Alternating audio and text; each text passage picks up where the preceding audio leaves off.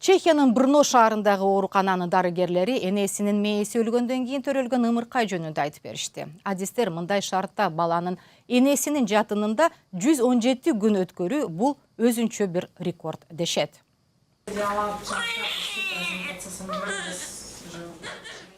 Апрелде мээсине кан куюлган 27 жаштагы кош бойлуу келин тиг учак менен шашылыш ооруканага жеткирилгенде анын жана 15 жумалык түйүлдүктүн тирүү калуу мүмкүнчүлүгү өтө аз эле.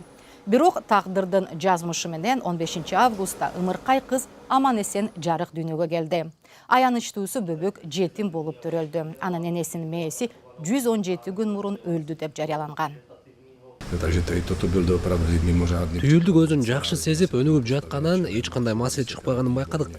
28-жуманы же дагы жакшысы, дем алуу системасы жетиштүү өнүгүп калган, 32-43-жуманы күтүүнү чечтик.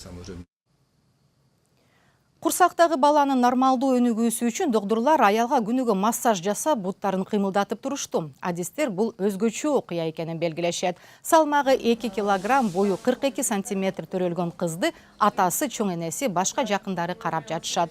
Баланы союп алышкандан кийин энеси аппараттардан ажыратылды.